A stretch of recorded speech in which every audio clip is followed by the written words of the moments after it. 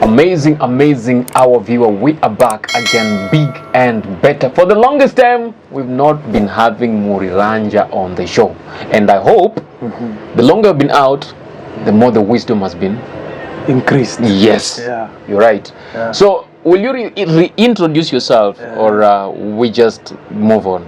All right, mi naitwa MURIRANJA. I'm the MURIRANJA, the teacher. Kwa social media zote I am a pastor, and I am a teacher of the word, and Jesus is Lord. So hujabadilisha bado? Bado. Because it happens sometimes, you know. Mse saizi ako hivi kesho anaongea kitu kingine tofauti. Gori sana. I was joking with a friend of mine today na tulikuwa tunaulizana hasi wenye wanajiita atheists. Then the joke was wengine wanajitanga atheist because they are on payroll ya kusema hakuna mu. Hakuna mu. Waulipwa. Kuna wale wenye wanalipwanga kwa payroll ya kusema hakuna Mungu. Wow. Sio ni kazi mbaya sana. Si ndio hiyo sasa. Bora si analipwa kuna Range Rover na ishi maisha poa. Why not say there's no God? Na mbona mtu akulipe useme there is no God? Si basi there is God. Mbona nikulipe ufight kitu hakuna? You get the sense? I get the sense. But they do that. You can only fight what's existing, because you can't fight what's not existing. If it's not existing, yes, you can't fight nothing. Exactly. So it's funny outside here, but it's really happening. And that gets us back to what you want to talk about today. When is Jesus coming? When is Jesus coming? Yeah, there are people you meet outside there watakwambia mmeishi tu mkisema Yesu anakuja lini? Even the times of Paul was still saying soon. When is that sooner? Wow, thank you Alan kwa kunipatia hiyo opportunity ya kukama hapa. First of all, na appreciate sana kukama hapa. Karibu sana. Now, when is Jesus coming? That is the question. Hii swali lazima uiangalie na njia mbili. Number one, kuna wewe kukufa uende kwa Yesu.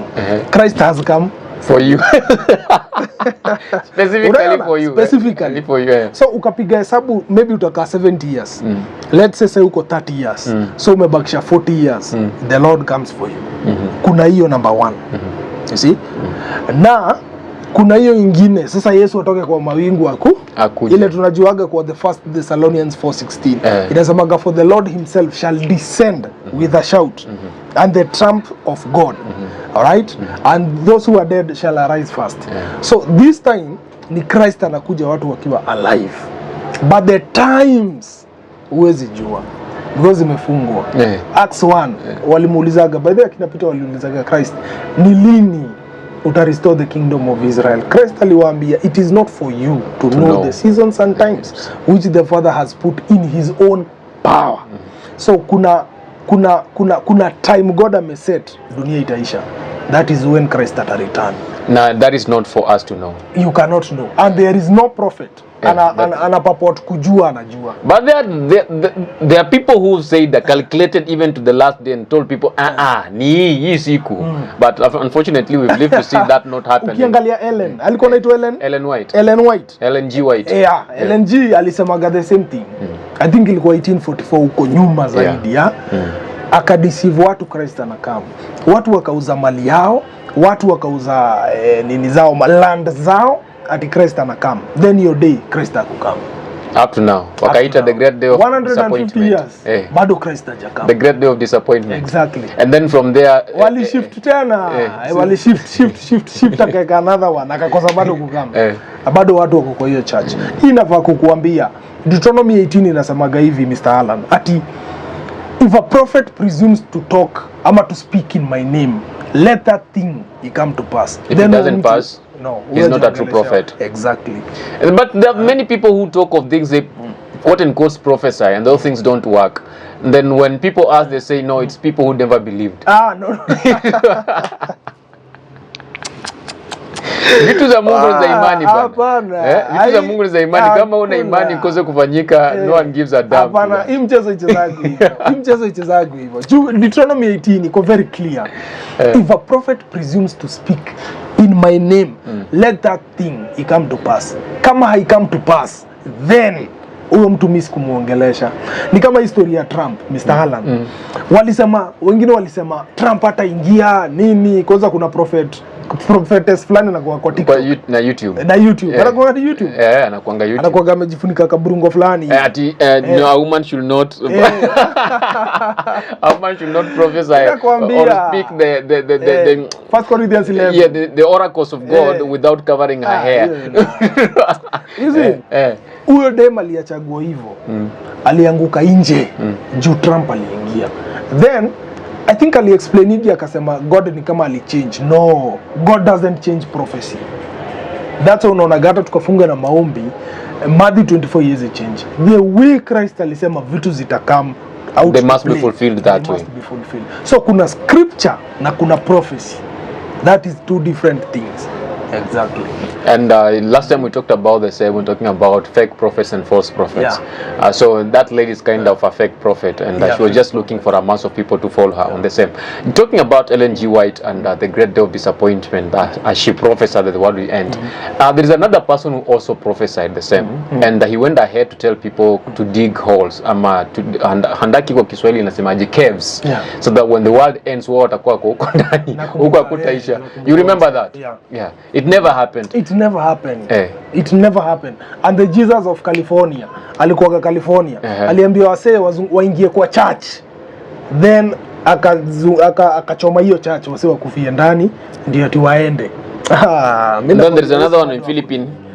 Who did the same again. So when we talk about Jesus coming, people have different theories on the same, and people think when he comes itakuja in a way like wow, everything is gone, and to them they are thinking about tomorrow. But sometimes I think the way you think, you know, maybe the coming of Jesus ni mimi kuondokea.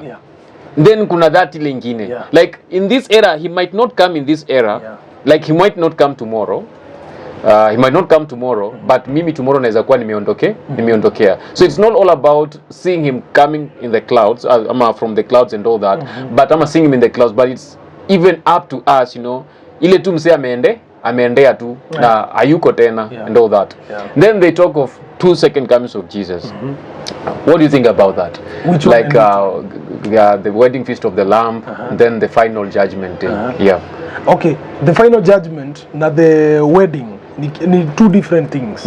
Because kuna the white throne, mali Christians watastand kwa Revelation chapter 20 hapa, the great white throne. Now kuna judgment pia mara mbili, kuna judgment of Christians na kuna judgment of watu wenye dhambi, unbelievers. Uko aware na hiyo, si ndio? Now kuhusu kukufa wewe uende, unaenda mahali kunaitwa mangojeo first of all. Then if Christ arudi tukiwa alive, then kutakuwa na judgment pia hiyo day. So mangojeo ni hell. It's not purgatory. No, because ukiambia so wengine about mangojeo wao washajua purgatory tayari, na huko ndio watakuombea wao wakiishi ndio uwe sanctified on the other end. That is a lie. That is a lie. There is nothing like purgatory. Hakuna kitu kama hiyo. It's not a biblical word, it's just an English word that someone is it English or a Greek word, whatever. I think it's a Latin word. Latin. Ati kuna mangojeo, then you can pray for such a one ati atoke hapo ingie paradise. Yes, work. After death comes judgment. Hivyo ndio Biblia imesema. You see? Now, then uwezi pray ya watu already wamededi, kwa sababu the dead know nothing. Ecclesiastes 9:5. The dead know nothing. So hata huyo mtu ajui mnamuombea. Ni kama Mary. Wase wale waga wanasema, "Oh Mary mama wa Mungu tuombee sisi wakosefu." Anakuombea kama nani? Na anakuombea akiwa nini? The lady is dead. We'll talk about that one. Kwanza, the dead have no relationship with the living. They don't have. But there are people who still believe that you know the dead saints can pray for the living. Yes, because they died, but they died holy, so they can pray for the living, and something can change into them. And there is this a very great apologist in the who is doing very good on social media, not really on social media but on YouTube, Sam Shumun, who is completely defending you know him. Sam ako sawa. Sam ako sawa. Kwanza anakimbizaga Waislamu. He's my favorite, by the way, when it comes to issue to do with Islam and Christianity and these other religions. I listen to him so much. So to him, he kind of defends the story of praying to Mary. To some people it doesn't. To some people like me it doesn't make any sense. But again, so but wakitaka kusikiza wacha wasikize. And I know if he gets this, he will really come and bash us. Kama anasema hivyo pia Sam ametupa mbao. He will really come and bash us. There's a video that I posted about the same. You can listen to it. Okay. And najua akisikia hii atakuja atubashe sana. Atupashe. Okay, nikupasha. Atupashe sana. It's like hey. And lakini Sam ako sawa. That guy is, if there is someone person who's been blessed within this period of time, Sam. That guy. Sam then there is Christian Prince who is also good in against Christian and Islam and all that. They are doing a very good job. Kuna sheikh fulani niliona wa Somalia. Sheikh ametoa video fulani anasema if Christians if you tell me these 3 answers then I will convert. Ukuona hiyo ili trend sana. Yes, ukuona. Yeah, Sheikh I think ako Somalia. Then watu wakamwambia ask some West. Yani comment zote zilikuwa some West au hiyo Sam Shumu. Akuje sasa wawe na debate na he cannot dare Sam. He cannot dare Sam. And I think in this era of knowledge and the way these guys are opening people's minds, it's not easy for a Muslim to just come and debate anyone. They will only debate those people who don't really understand. Don't know. Yes. So the coming of Christ Jesus will come. There are signs that will show that he's coming sooner. Some the Bible has talked about them. And coming to that, there's the issue of the government's politics and faith. And most of the men and women of God, should I say men and women of God in quotes, or I just use men and women of God? Okay, they are different gods. Men and women of God, they have gone to bed with the states. And instead of watching over the state and trying to defend the rights of the people, they are in really, how do I put it? They are messing up the people on there, like to favor the state. What do you think? Like, what's your view on things to do with politics and faith? And faith and church. Yeah. Now, ukiangalia in the Old Testament, faith of which in the religion na state zilikuwa zinapatana. So nini yezi exist without the other. Sure. Because we need a country. Iko na laws na what not. Now, ukiangalia kina Nathan walikuwa wanatumiwa kings. Enda umwambie God amesema hivi na hivi. You see? So kuna hiyo kuna intermingle kidogo. But the government iko subordinate to the church. Not the other way around. Not the church being subordinate to the... No. Si kama sahi church imeingizwa kwa mbosho. Kwa mfuko. Iko mbosho. Unaona? Juu ya do. Na favors fulani. Ukaangalia kama ile kitu ilipeleka kwa parliament. Hii ya Kenya ya kuleta church, yani kuwekea church yani kuna policies mingi na vikwazo mob za church. Si poa. Juu kuna wase wako behind the government. Waone church ime come down. You see? But they should coexist. Na church ndio inafaa kupatia mwelekeo the government. So the church should watch over the government. And that is pointing at the mistakes and the injustices that the government is doing. The oversight of God. Yeah. But now nowadays it's like in most governments, not just Kenyan government, but most governments worldwide, the church is under the government. And the government is controlling whatever the church. The government can tell the church, hey, now msiwe mna worship hivi ndio mnafanya nini, and the church will be listening to the Lord, because there is this statement that Paul gives that as Christians we should obey the government of the day. Romans 13. Yeah, Romans 13. We should obey the government of the day, and people is like, hey, this is what Paul says. The government should, the church should obey the government of the day. Yeah. The government of the day. Yeah. But should we obey the government of the day when the government of the day is doing evil to the people that we should be protecting? I think kwa hivyo because kuna laws za land ile tunaitaka constitution, but God who have followed the constitution. Unaona, constitution, in fact many government all over the world wanatumiaga the 10 commandments. Do you know that? Of course, yeah. Thou shall not kill, thou shall not steal. Wanatumiaga alafu wanaongeza tu vitu kidogo hapo, wanaweka to penal code policies, then it comes articles. But ni fundamental, ni 10 commandments waga wana see to it. But sasa ikikam story ya wao wanataka kudictate what God says, hapo ndio wako wrong. Wana fight God. So they are fighting like God. It's like they become much wiser than God. God yenye ulisema kwani huku unaona hii wakati. Yeah, it's like it was not this time. It was not this time. Like no, ukiangalia the role of government even in the old times. Government ndio ilikuwa inapatiwa na religion power. Kama sasa ukiangalia story ya Jesus, Christ was not crucified by the Jews. Christ was crucified by the government of Rome. Unaona? Through the people of Israel. Walimpeana. So, what are we saying? There are some people in the faith waga wanna go bed na the government. Yeah, kuna hawa say. Na waga wana persecute the elect wale wa God. Ukiangalia Matthew 24 na pia John anasemaga at that time they shall deliver you to the authorities. You see? Wakifikiria wanawaua, wakifanya nini? Wakipatia God service. Kuna hiyo verse inasemaga hivyo. Yeah. Do you know pastor hizi toka hapa pastor mwingine akuje auwe mtu atashikwa na gava, but anaweza tumia the government kuarrest. Unaelewa? Akuwekea makosa yenye haiko. Akuwekea makosa yenye haiko. So anatumia the arm of government akiwa indirectly. That is what happens. And when you say that it's not the Romans, it's the government of the day that crucified Jesus. Yeah.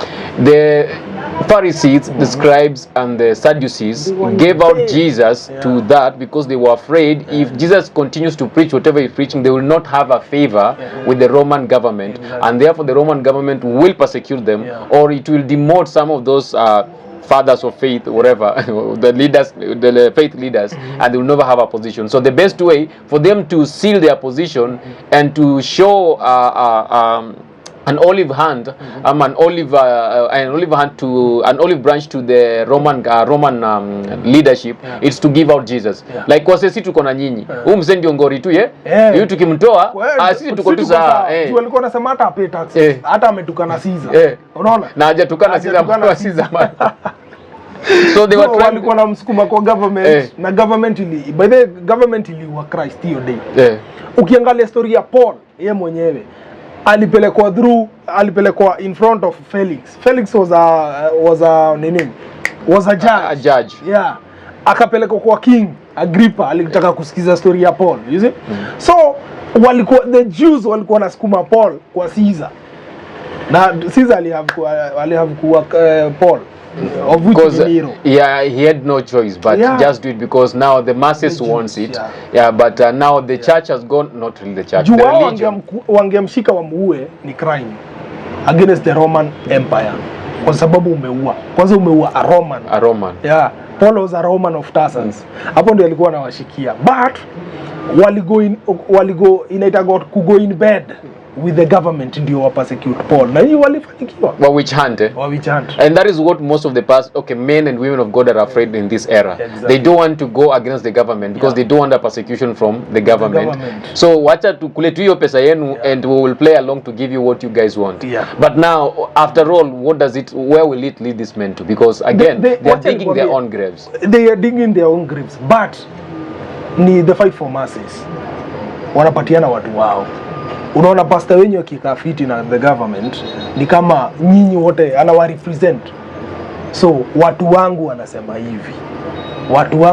hivi. But mse akikama against the government anasema ile population na ile wale followers niko nao wako against the government. So hapa ni masses. Si about the pastor, ni who controls the bigger mass. Exactly. So the politicians wameona huyu ako na watu wengi, let's go for him. Tukimpatia kidogo watu wake watakuja na waside and we can use them to control the rest of them. And the why should pastors sell their own people? Because of selfish gain. Anataka mchango ya kufanya 20 million. 20 million ni do mob. Yenye imekuja tu sio tu umeiwakia. Hauja work for it. Then utakuwa na favors fulani, ukikosewa kikitu unapigia ule mwenye uliambiwa upigie, mambo inafanyika haraka. Neighbor aondoke hiyo shamba. Wana expand church. Lakini itatusaidia nini? Love of money is the root of all evil. That's what the Bible says. True. And at the end, all that we are gathering in this world at one time do what? Go away. It's either it will pass away, leave you without, or you will pass away and leave you without. Yeah. Yesterday I was also talking with another guy, and we were just reasoning, like we are asking ourselves, what is wealthy for? Then he gave me an example for another Nigerian guy who built a very, very big house, very magnificent and big house.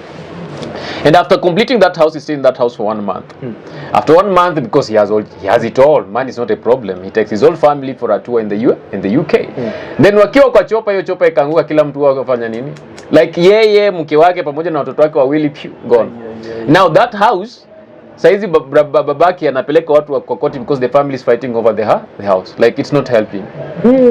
Okay, recently Hudson River, kuna chopa yenye imeanguka hapo Hudson River, si ndio? Na jamaa mwenye alikuwa hapo alikuwa husband, wife and the daughters. Also CEO wa Siemens, they are gone. So hiyo mali yote wameachiana. Like what is it for? Wow. What is it for? Well, you can gain the whole world, but will the whole world save you from? It cannot. It cannot. Will it save you from death? It cannot. Will it save you? Will it open a door for you to go to heaven? It cannot. Then why should I go for it? First of all, mali ya dunia ni fiti tukiwa hapa duniani. But sasa ukikam to a place ati unaiworship, hapo ndio makosa inatokeaga. There was a man in the Bible. Alikaaga chini akaangalia, niko na mazao mingi sana. What I will do, I will expand my barns. Alright? Then niweke my produce hapo. Sasa nitakaa chini nikule na nikunywe. God alikuja akamwambia, wewe fala, leo hii nakujia soul yangu. You see? That attitude alikuwa nayo, it is what God is against. Mali ni mzuri, but the attitude towards it ndio wrong.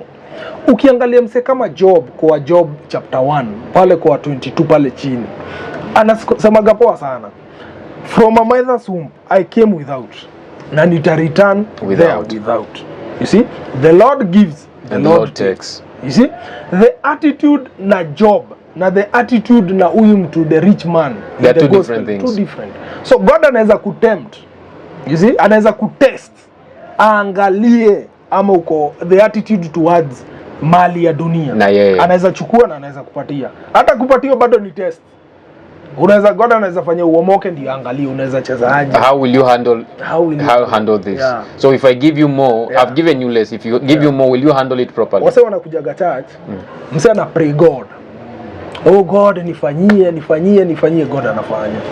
Juu ni God. Mzee sasa apatikanangi church. Si alibai hata gari. Sasa saizi hata akujangi church, akujangi prayer, sasa afanyagi nini? Sasa hata ndio anajuaga sasa mpaka mapasta wanakulaga sadaka.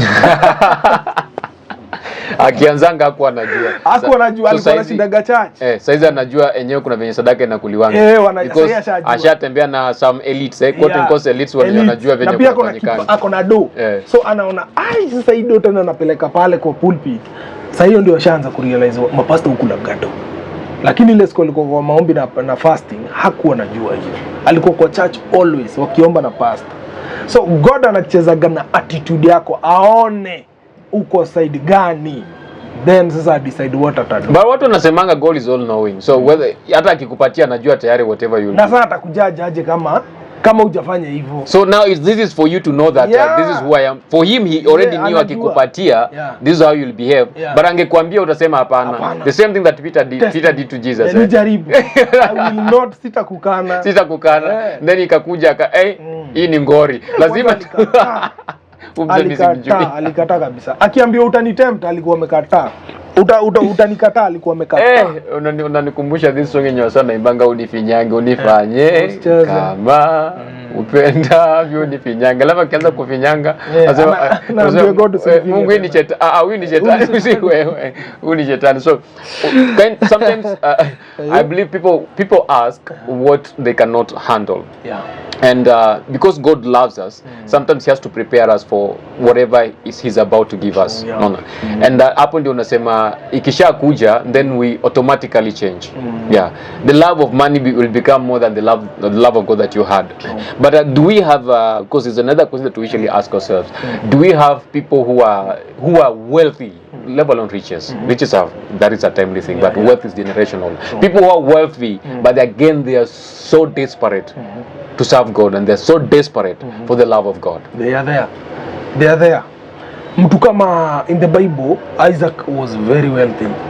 babake Abraham was very wealthy. Na alikuwa kwa God kabisa. Alikuwa kwanza, God alikuwa anamuita my friend. Abraham my friend. So you can serve God with mali ya dunia. Ni poa kukua rich, ni poa kukua wealthy. I'm praying so that I can be wealthy. By the way, my prayers every morning I even tell my daughter, you pray that God should give that the dollars and billions and billions of dollars, and billions and billions of dollars. Kuna watu wanakuwa na that mentality ya we should be poor. No, a Christian shouldn't be poor. It is blessed that the poor. No. I the blessed are the poor, the beatitudes. Blessed are the poor, for they shall see the kingdom of God. Ni poverty gani God alikuwa anabonga kuhusu? Because the same unaipata kwa Matthew chapter 5, blessed are the poor. Ni the same unapata in the Psalms of David. Akisema for I am poor and needy. This is a king anasema I am poor and needy. So it is not about material possessions. No, it is not. So poverty, whatever unasema kwa Matthew 5, ni poverty in spirit. You really hunger for the love of God and to know God and to walk in righteousness with God. So you are poor in spirit. You need to be rich.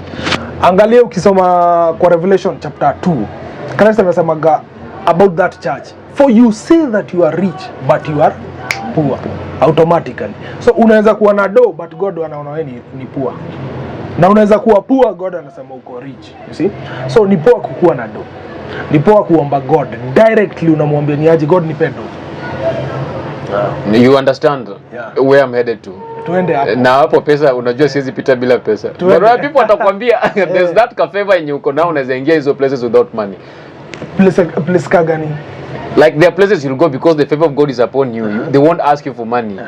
Then unauliza swali, now how will I go to the supermarket and tell them, guy, hey, do you know me? I'm a man of God. So I'm taking this by faith. God will deposit money in your account, then you leave. It doesn't work like that. As long as tuko huku in the world, we must use money. Christ himself used money. Do you know some watu hawakuage waelewage ati Christ ministry yake ilikuwa inafundiwa na watu? That is one thing that most people don't know. It was funded because ukiangalia in the gospels ule mtu alikuwa treasurer wa kikundi ya Christ alikuwa Judas, for he had the basket. You see, alikuwa na ka basket ka kubeba gado. He was the treasurer, meaning wasa walikuwa na fund ili waende ministry. Because there was food to be bought, there water to be bought, places to sleep, transportation if there was any by that, but there were donkeys, so so walikuwa nalipa donkey, sheep, from Tarsus to another place, and even Paul talks about the same thing. The Philippians walimfanyia kipoa sana, walimpatia do. Paul talks about the same thing. So the problem is not the problem is not these guys being given money, okay, the pastors of the day, attitude. But it's the attitude of how you want to get that money. And I think they get that money because they are in a kind of a competition. Because you'll hear Pastor, okay, let me use myself and you as an example. Pastor Alan say, I have a 30,000 seater church. Then Pastor MURIRANJA says, I have a 50,000 seater church. So now the battle is not unto who is taking people to go. The battle is unto what I benefit from what I get in this world, like how the world is looking unto me and everything. Kuna hiyo kiu sana ya kukua kitu fulani ya wayuko. And does it really benefit anyone? Sasa ina kubenefit na nini? Uwe na 30,000, uwe na 50,000, uwe na 10 members, uwe na mmoja. Be faithful kwa wale umepatiwa na God. Na hizi vitu by the way huwa zinakamna capacity. Do you know that? Capacity ile a pastor ameitwa nayo na God, anawapatia washirika kulingana na that capacity. Now that doesn't mean that pastor ni stronger na ni more powerful than the other one. Kijiji na watu 20. How are you working? Spirituality is not now they're gauging your power with the number of people that you have, followers that you have. No, it doesn't work like that. Because he's a powerful man of God. He has a 20,000 seater people following him and all that. And we mwenye ako na wili hana roho. No. Hana roho. Kwanza semaga hana roho. Ndio hiyo anasema hana roho. Kwanza kuna mapasi wengine wanasemaga, sijui kwa nini ule pastor ameparara. Wako kwa mabasi, kwa mapark. Jamaa ana preach kiatu imeinama hivi. Mbona unasikia pasi fulani anasema huyu ni vile bado hajajua siri fulani. Ndio hiyo. MURIRANJA, I've ever walked for long and I go to a point and I felt the Spirit of God compelling me to preach for another guy. And kiatu ilikuwa imechafuka iko na vumbi. That guy told me Alikuwa anatoka kwa gari mwingine mzuri sana. And then, hey bro, can I share the gospel with you? Aniambia enda uoshe viatu. Ndio kuja uniongeleshe. Imagine. Yeah, ndio uoshe viatu ndio kuja uniongeleshe. Like that was kind, I can't listen from someone who is poor like you. Why should I? Why should I? Hey. Wow. I left grateful in my heart, but on my face is like, So what you're saying is very true. Yeah. People are engaged with